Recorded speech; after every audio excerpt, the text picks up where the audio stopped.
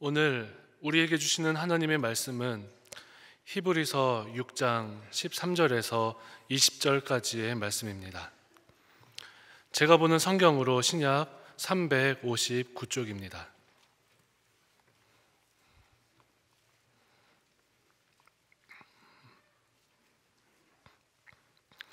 하나님의 말씀을 봉독하겠습니다.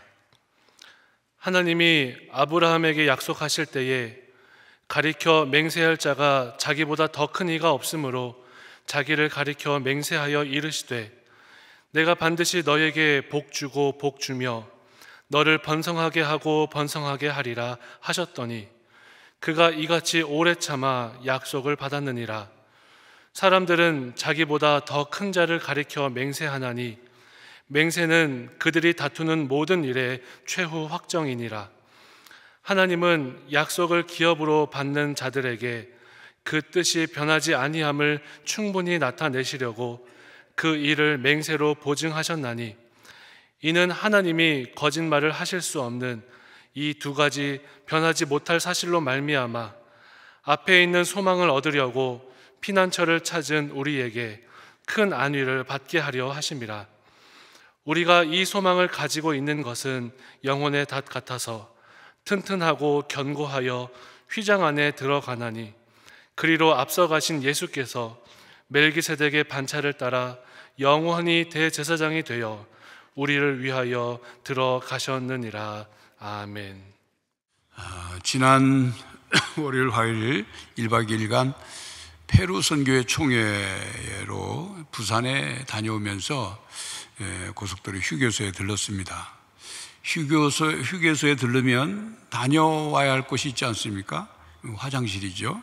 화장실 소변기 앞에 섰는데 전면 벽에 명언이 쓰여진 액자가 걸려 있었습니다. 거기에 이렇게 쓰여 있었습니다. 큰 희망이 큰 사람을 만든다. 토마스 풀러, 이렇게 적혀 있었습니다. 그거를 읽으면서 마음속으로 그렇지, 큰 희망을 가진 사람이 큰 사람이 될 수 있지, 그런 생각을 했습니다. 근데 또 다른 생각도 들었습니다.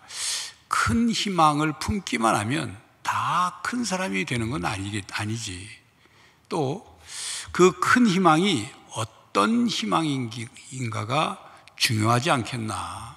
만약 사기꾼이 큰 희망을 품고 큰 사기꾼이 된다면 그걸 희망이라고 말할 수 있겠나. 그런 생각도 함께 들었습니다. 그렇습니다, 여러분. 어떤 희망을 품었느냐, 그게 중요합니다. 그리고 그 희망이 그냥 희망사항이 아니라 희망을 이룰 수 있는 근거나 능력이 있느냐가 중요합니다. 개역개정 성경에는 희망이라는 단어가 23회, 또 소망이라는 단어가 91회 나옵니다. 성경에서 말하는 소망은 희망 상황이 아닙니다. 하나님의 약속에 근거합니다. 아무리 작은 희망, 작은 소망이라 할지라도 하나님, 그것을 이루어 주시는 분은 하나님이시기에 하나님께서 이루어 주셔야 그것이 진정한 소망이고 산 소망이 되는 겁니다.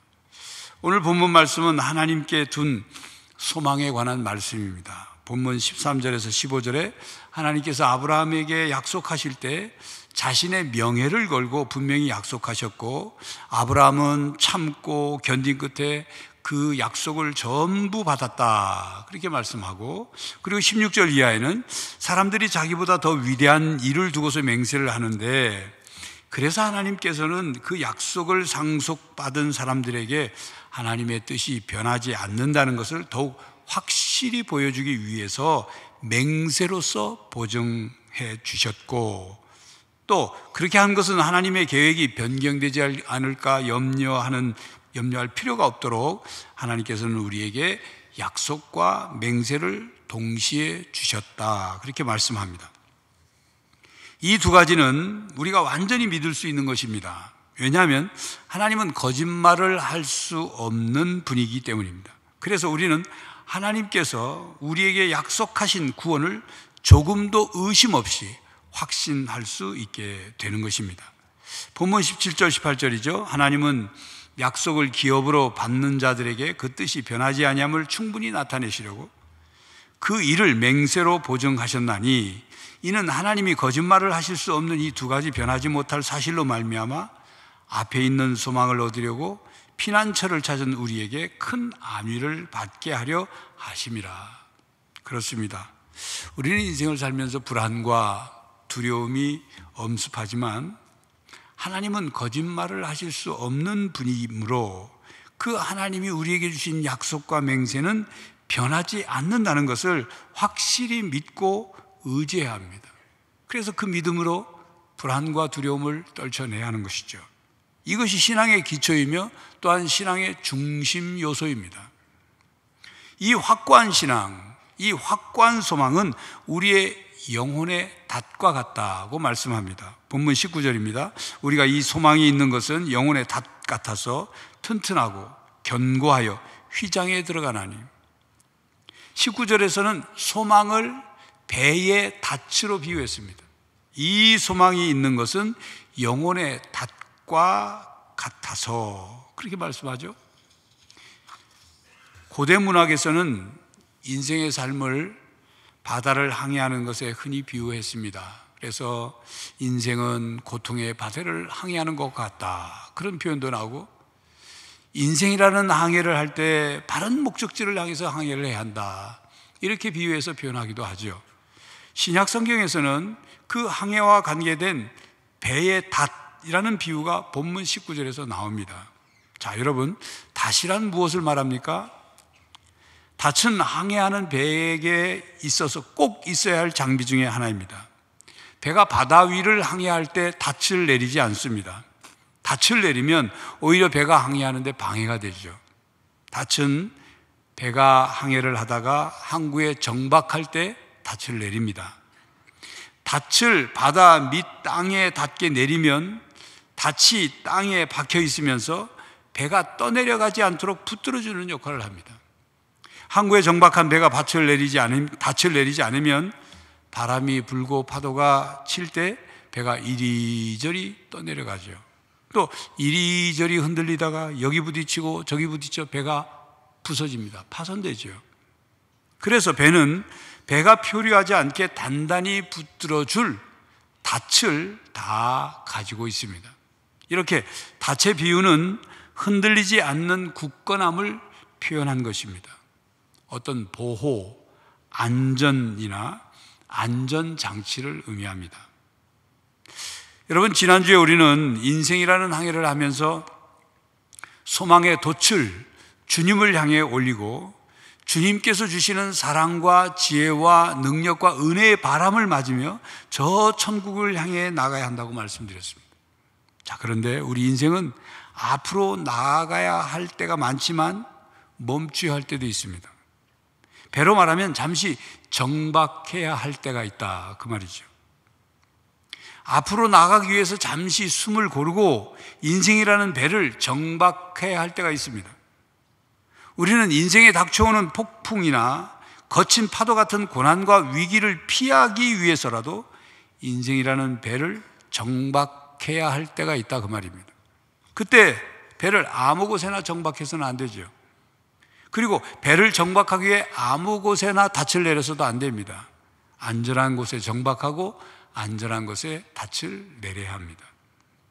다윗은 자신의 인생의 거친 바다와 파도 속에서 안전한 곳을 찾았습니다. 피난처를 찾았습니다. 인생의 배를 정박하고 닻을 내릴 곳을 찾았습니다. 그리고 이렇게 고백했습니다. 시편 62편 5절에서 8절입니다. 나의 영혼아, 잠잠히 하나님만 바라라. 무릇 나의 소망이 그로부터 나오는도다. 오직 그만이 나의 반석이시요 나의 구원이시요 나의 요새이시니 내가 흔들리지 아니하리로다. 나의 구원과 영광이 하나님께 있으며 내 힘의 반석과 피난처도 하나님께 있도다. 백성들아, 시시로 그를 의지하고 그의 앞에 마음을 토하라. 하나님은 우리의 피난처시로다. 이와 같이 우리가 하나님에 대한 믿음과 하나님의 약속과 맹세에 대해 확신을 가질 때 우리는 인생이라는 바다를 항해하며 하나님을 향하여 소망의 돛을 올리며 항해하게 됩니다. 그리고 그 소망은 배가 정박할 때 확실하고 견고한 영혼의 닷, 소망의 닻이 됩니다. 이 소망은 우리를 휘장 안에까지 들어갈 수 있게 해줍니다. 19절 20절입니다. 우리가 이 소망이 있는 것은 영혼의 닷 같아서 튼튼하고 견고하여 휘장 안에 들어가나니 그리로 앞서가신 예수께서 멜기세덱의 반차를 따라 영원히 대제사장이 되어 우리를 위하여 들어가셨느니라. 예수님은 앞서 달려가신 분으로서 멜기세덱의 그 계통을 따라 영원히 대제사장이 되셔서 우리를 위해 휘장 안 지성소로 들어가셨습니다. 여기서 소망은 앞서가신 예수님께서 거하시는 성전 안에 내려진 영혼의 닻으로 나타납니다. 우리 인생을 보호해주고 지탱해주는 소망을 말씀하고 있는 것입니다. 본문 19절에 이 소망은 무슨 소망입니까? 거짓말을 하지 않으시는 하나님의 약속에 대한 소망입니다. 예수님을 통하여 우리에게 주신 소망입니다. 예수님은 십자가에 죽으시고 부활하시고 승천하심으로 영원한 승리를 얻으셨습니다.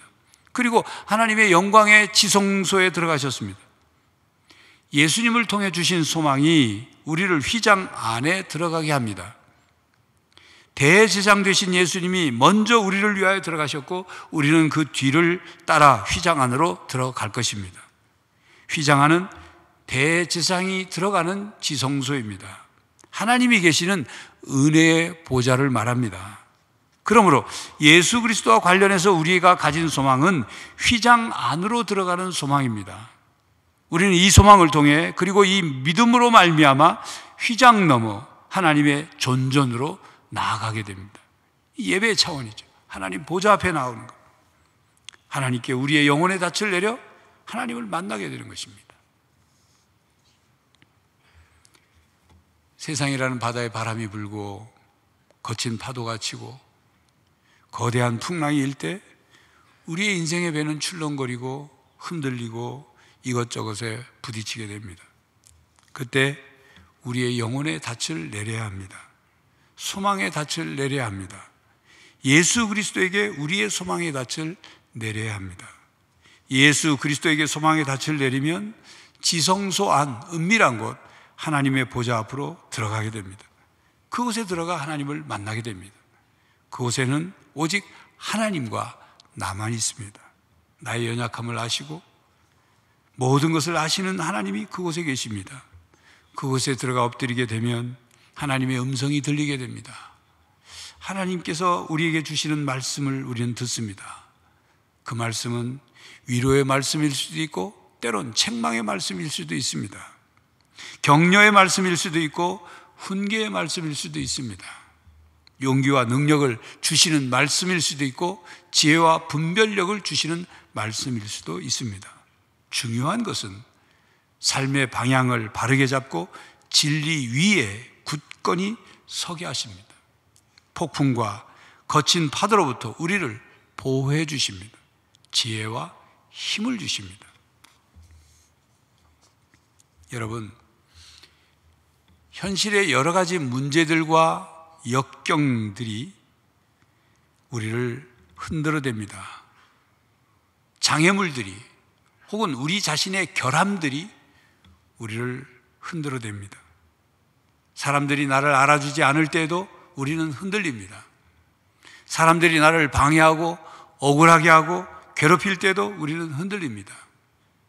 내가 내 자신을 용서하기 힘든 끔찍한 일을 저질렀을 때에도 우리는 흔들립니다.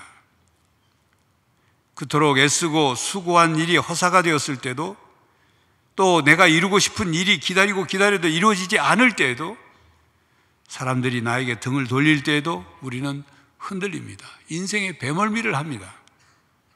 이리저리 흔들려 떠내려가게 됩니다. 우리 자신이 맥을 못 추게 되죠. 낙심하고 절망합니다. 이럴 때 우리는 어떻게 해야 되겠습니까? 여러분, 이런 광고를 보셨습니까? 침대 광고죠. 흔들리지 않는 평안함. 이런 광고 카피가 유명한 침대 회사 시몬스 침대의 광고입니다. 근데 저 광고에는 침대가 나오지 않아요. 저런 장면들만 계속 나옵니다. 근데 그 광고를 보면 이상하게 마음이 편안해져요. 그리고 멍 때리는 그런 반복 영상들이 나옵니다. 저는 이 시간 침대 제품을 여러분에게 소개하려는 것이 아니라 정말로 우리 인생이 흔들리지 않는 평안함이 보장된다면 얼마나 좋을까.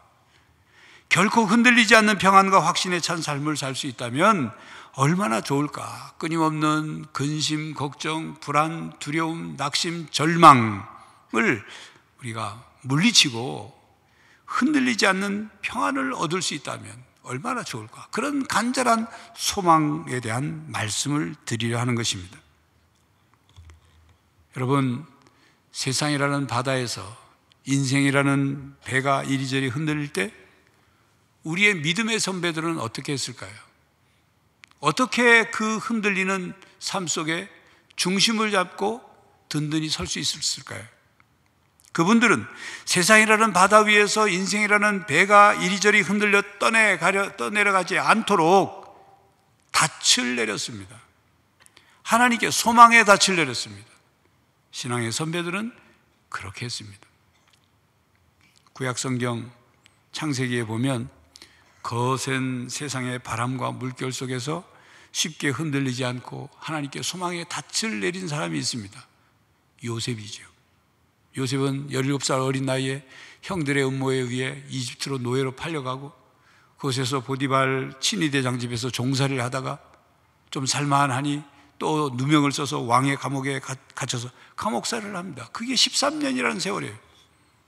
그 긴 세월 동안 요셉은 어떻게 참고 견뎌냈을까요?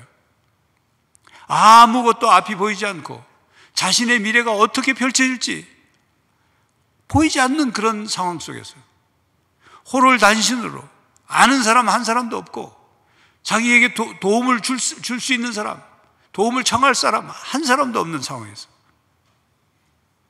그렇지만 요셉은 하나님을 바라봤습니다.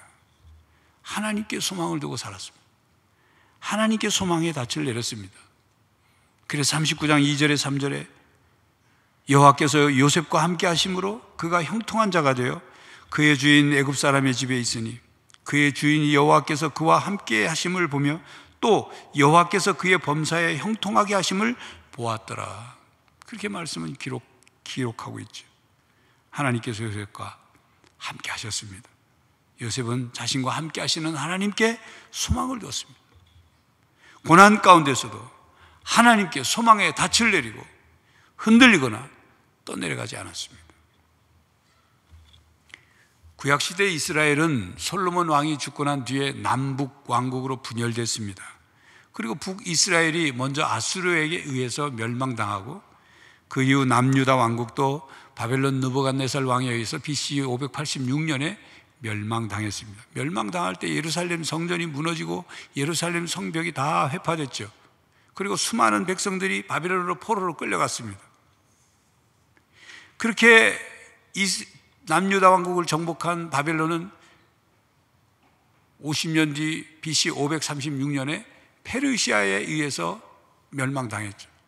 그런데 그 페르시아의 고레스 왕은 바벨론의 포로로 잡혀온 이스라엘 백성들을 다 본국으로 보내려고 귀환시키는 조서를 내렸습니다. 그래서 그 포로 귀환이 3차에 걸쳐서 이루어졌는데 1차에 온 사람들은 조국에 돌아와서 무너진 성전을 재건하고 예루살렘 성벽을 다시 중건하려고 했지만 사마리아 사람들이 얼마나 방해가 심한지 그 뜻을 이루지 못했어요. 그냥 손 놓게 되었어요. 그리고 2차 포로 귀환이 이루어졌고 그 후에 바벨론에 남아있는 느헤미야가 조국에 대한 소식을 들었더니 고국에 있는 백성들이 큰 환난을 당하고 능욕을 받으며 예루살렘 성은 허물어지고 성문들은 불탔다. 그 소식을 들으니 느헤미야 마음이 너무 불편한 거예요. 괴로운 거예요. 그래서 당시 페르시아의 아닥사스다 왕에게 자기를 포로 귀환할 수 있도록 해달라.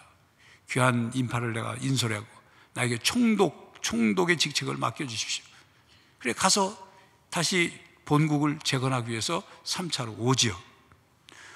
돌아와서 조국을 보니 이건 한심하고 참담하기 그지없는 조국이에요. 그래서 이제 예루살렘 성벽을 중건하고 백성들의 영적인 삶도 다시 한번 재건하려고 했지만, 역시 사마리아 사람들이 얼마나 음모를 꾀하고 방해를 하는지 너무도 힘이 든 거예요. 너무도 어려웠어요. 그 일이 계속되니까 함께 뜻을 같이 했던 백성들도 마음이 동요해서 막 낙심이 돼가지고 그런 상황이 벌어졌어요. 느헤미야는 계속 여러 가지 어려움에 부딪혔습니다. 그럴 때마다 느헤미야는 어떻게 했을까요? 느헤미야는 어떻게 했을까요? 하나님께 소망의 닻을 내리고 기도했습니다. 그리하여 하나님으로 인하여 힘을 얻었습니다. 그리고 마침내 예루살렘 성벽을 재건하였습니다. 구약성경 사사기를 보면 삼손이라는 사사가 나옵니다. 삼손의 삶을 들여다보면 사사라고 하기에는 너무 정욕적이고 충동적이고 자기중심적인 사람이에요. 실수와 결점이 가득 찬 그런 인생을 살았습니다. 삼손은 부모의 말도 듣지 않았어요. 자기 강점을 너무 믿었어요. 그래서 강점이 약점이 돼버렸어요. 결국 정욕적으로 충동적으로 이리저리 갈팡질팡하며 살다가 결국 적국인 블레셋 족속에게 잡혀서 눈알이 빠지고, 그리고 소가 메고 도는 연자맷돌을 그 멍에처럼 짊어지고 계속 눈 뜨면 그 연자맷돌을 돌리는 그 일을 하면서 살았어요. 비참한 인생이 된 거죠. 그러던 어느 날 블레셋 사람들이 다곤 신전에서 제사를 드리려고 모였을 때 사람들이 이 삼손을 불러내가지고 조롱하려고 불러냈습니다. 삼손은 그 자리에 서서 자신의 마지막 순간을 맞을 각오로 하나님께 소망의 닻을 내리고 신전의 두 기둥을 붙잡고 기도를 했어요. 하나님께 이 신전이 무너지게 해달라. 하나님의 임재 속에 놀라운 일이 벌어졌죠. 그 신전이 다 무너져서 그 신전에 모였던 모든 사람이 죽었어요. 삼손 자신까지. 삼손은 마지막 죽음으로 블레셋으로부터 이스라엘을 구한 거죠. 하나님께 마지막 순간에 하나님께 닻을 내리고 하나님만 의지하는 진정한 사사가 된 것입니다. 사도 바울은 로마 교회 교인들에게 편지하면서 이렇게 하나님의 말씀을 전했습니다. 로마서 5장 3절에서 5절이죠. 다만 이뿐 아니라 우리가 환난 중에도 즐거워하나니 이는 환난은 인내를, 인내는 연단을, 연단은 소망을 이루는 줄 알미로다. 소망이 우리를 부끄럽게 하지 아니함은 우리에게 주신 성령으로 말미암아 하나님의 사랑이 우리 마음에 부은 바 됨이니.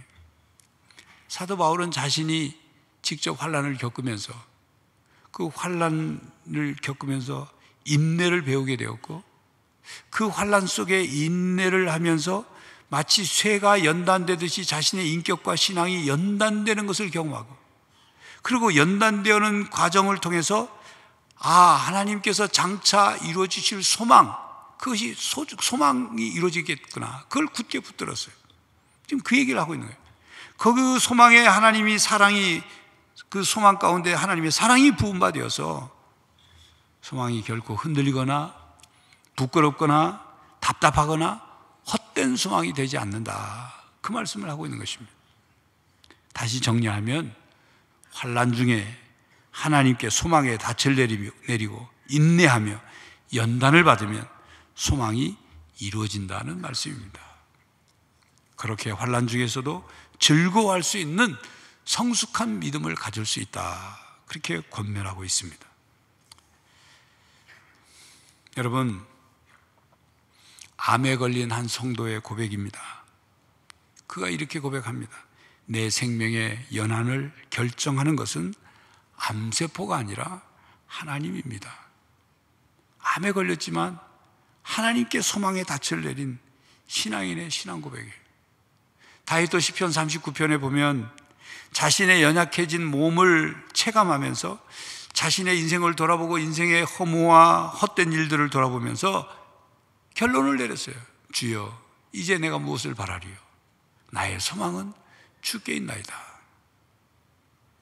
인생의 결론을 하나님께 소망의 닻을 내리는 것으로 결론을 내린 것입니다. 성도 여러분, 우리가 세상에 소망을 둘 수 없는 이유는 세상은 수시로 변하기 때문입니다. 세상은 불확실하기 때문입니다. 세상은 우리를 실망시키기도 하고 우리를 배신하기도 하고 그리고 우리를 허탈과 허무에 빠지게 만들기도 합니다. 예수님은 우리에게 소망을 주시기 위해서 이 땅에 오셨습니다. 예수님에게 소망의 닻을 내리도록 하기 위해 이 세상에 오셔서 우리에게 구원의 소망을 주셨습니다. 우리는 소망의 주님의 다시 오심을 기다리고 있습니다.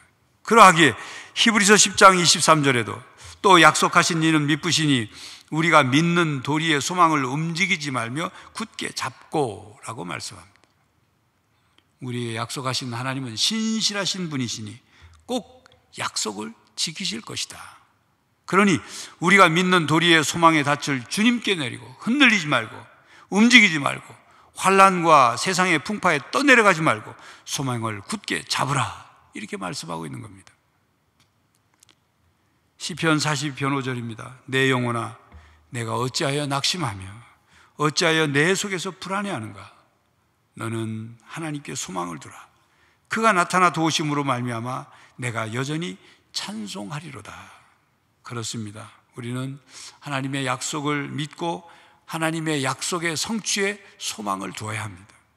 그렇게 할 때 하나님께서 우리가 현재 겪고 있는 고난을 이겨내고 역경과 싸울 수 있는 인내와 능력을 우리에게 부어주십니다. 예, 하나님의 약속이 성취되는 것을 우리가 볼 수 있습니다. 하나님의 약속이 허공에 떠있는 희망사항이 아니라 소망이 이루어지는 경험을 우리가 할 수 있게 되는 겁니다. 하나님의 약속은 확실합니다. 신실하신 하나님의 말씀에 여러분의 영혼의 닻을 내리십시오. 하나님의 약속의 말씀 위에, 반석 같은 말씀 위에 든든히 서십시오. 예수님께 소망의 닻을 내리십시오. 예수님 안에서 흔들리지 않는 구원의 확신을 가지십시오. 하나님의 존전에 나아가 영혼의 닻, 소망의 닻을 내리십시오. 하나님께서 여러분을 든든히 붙들어 주시고 새 힘을 주실 것입니다. 소망의 주님이 여러분과 함께 하시기를 간절히 바랍니다. 기도하겠습니다. 하나님, 답답하고 흔들리고 급변하는 또 우리 인생에 거센 바람과 풍랑이 닥쳐오고 있는 우리의 삶의 현장에 소망의 닻을 주님께 내리게 하여 주시옵소서. 우리에겐 오직 하나님만이 우리의 산소망이니 예수님만이 우리의 산소망이니 예수님을 향하여 소망의 돛을 올리고 예수님께 소망의 닻을 내리며 저희들의 이 땅에서의 삶을 흔들리지 않고 굳게 서서 살아가게 하여 주시옵소서. 예수 그리스도의 이름으로 기도하옵나이다. 아멘. 성도 여러분, 소망을 더욱 굳게 잡아야 할 때입니다. 하나님의 약속을 믿고 소망의 닻을 하나님께 내리십시오. 그리하여 세상 속에서 흔들리지 않고 주님 안에서 굳건히 서서 살아가는 성도가 되시기를 간절히 바랍니다. 지금은 우리 주 예수 그리스도의 은혜와 하나님 아버지의 사랑과 성령 하나님의 교통하심이 하나님께 소망의 닻을 내리고 그 위에 굳건히 서서 살아가기로 다짐하는 모든 성도들과 가정과 삶의 현장 위에 이제로부터 영원히 함께 하시기를 간절히 축원하옵나이다. 아멘.